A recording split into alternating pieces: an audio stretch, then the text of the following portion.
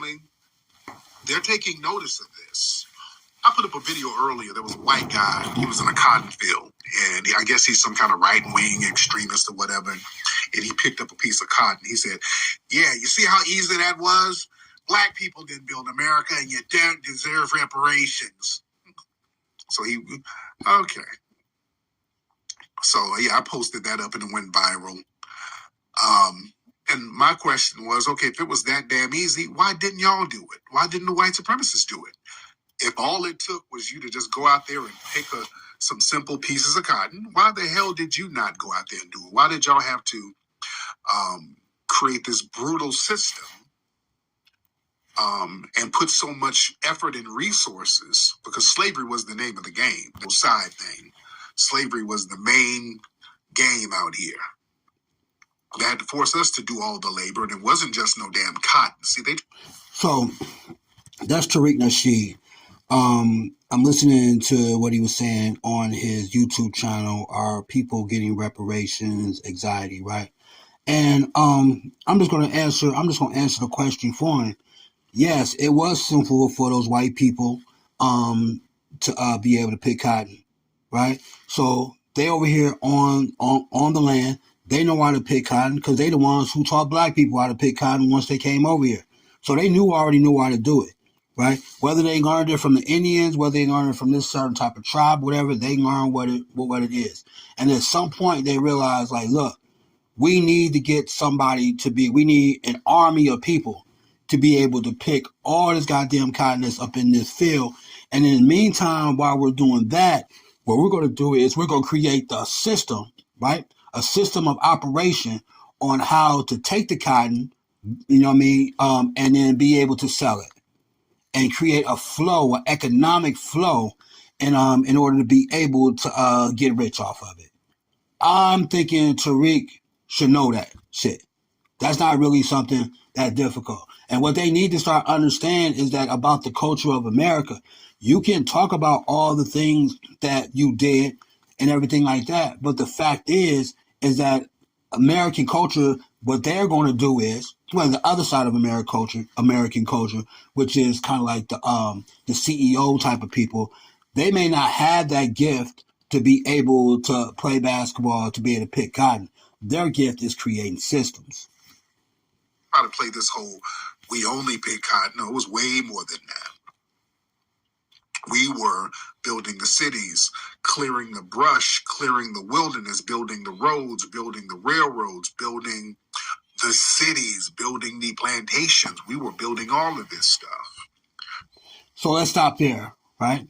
Now, with the building part, they were given instructions on how to build that, right? So the thing is, let's use our logic and use our common sense, right? And look at the Capitol building, right? The Capitol building is one of the most infamous things that they say that black people built, right? And I'm not taking away from the fact that black people didn't build it. I believe it was more than just black people there. What happened was they told black people exactly what to do.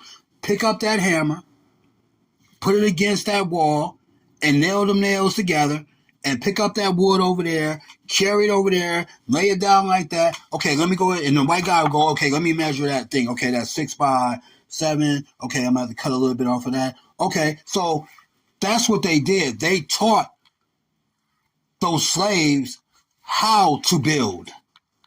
And I think that's what they don't understand, because they did not know how to build nothing over here in America. Now, they may have known how to build stuff, in Africa, or maybe had the genes inside themselves to build some shit, right? I can understand that. But when you came over here, you know what I'm saying? Because you understand when he's saying we again. That's why I'm talking to you about these we niggas.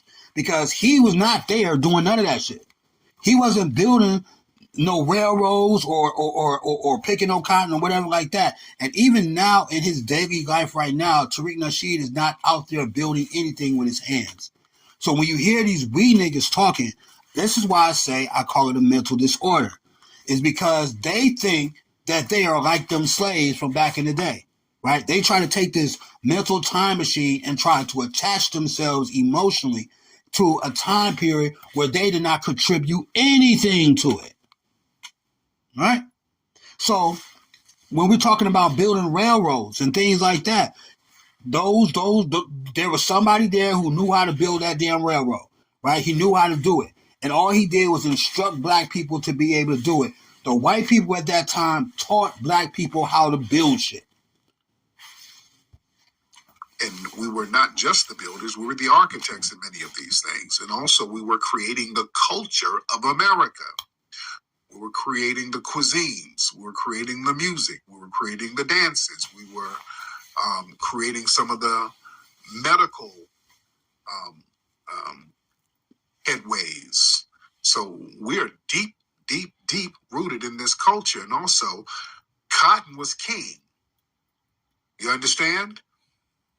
Going out there, picking all of that damn cotton and then refining it and bagging it up and doing all of that stuff, that was the major part of the economy. That's why they said cotton is king.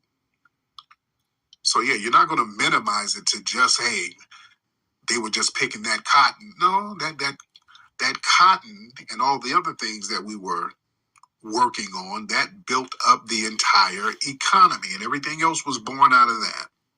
The insurance companies, the banks, the medical industry, because we were some of the first people who they had to provide medical coverage and medical training, and they were doing medical experiments on us as well. So let's stop right there. And again, let's point out everything that they knew how to do well. It's like a slave out there picking cotton. Let's look at the cotton gin, right? There's a slave out there picking cotton, and that slave found another way in order to make his life better while picking cotton, like a faster way of being able to do it. Whether people was getting beat because they didn't beat those quotas or whatever like that, whatever it may be, it could have been that. But he is the one who went to that master probably, right? He probably went to that master and was like, yo, I got a contribution on how to make this better. And then I feel that, you know what I mean, at the same time, those white people are already trying to make things better. They're trying to evolve. They're not trying to stay in one spot of living, right? Of lifestyle, right? So the thing is that there has been a constant flow of evolution from the 1600s to the 1800s. You can see it's a constant flow. You see America growing and growing and growing. Now, and to be fair about this, those slaves helped that happen, right? They're the ones who's out there doing all the grunt work and all the slavery type of work. And those white people probably was looking at it like, okay, I got all this cotton. Okay, I got another idea of what I can do. Hey, Jimbo, come go with me. I mean, go get your wife and everything like that, and go get these Negroes from over here. Now, what did that Negro, John say about building this a church or something like that, or building a dresser or whatever like that? And then John will come over there and he'll show the master, okay, boss, this is what I know and everything like that. And a lot of times, and that people don't want to talk about this, a lot of times they gave black people freedoms for helping them excel the economy or excel that plantation.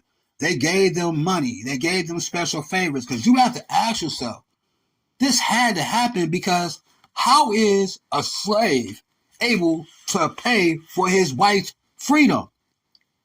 Like look in history. Like, if y'all really look in history, y'all be able to see this. You've had slaves leave, have money, come back to the plantation where they family was enslaved, and pay that master money in order to get those freedom papers. How do you think they was able to get that money? Because what could have happened is that the white dude couldn't even honor the money. He could have just been like, you know what, man, Negro, where you get this fucking money from and shit like that? You had to steal it from somewhere and shit, and could have took it, turned that dude into a slave, that freedom black dude into a slave, or hung him from a tree or something. But and many times, man, them white slave masters, they honored that money, and those black people were able to be able to buy their people. So the question you have to ask yourself is, where did they get the money? See, everybody wasn't a slave, so to speak, where they didn't get paid and they just had this hardship, everything like that. This is why slavery is so common.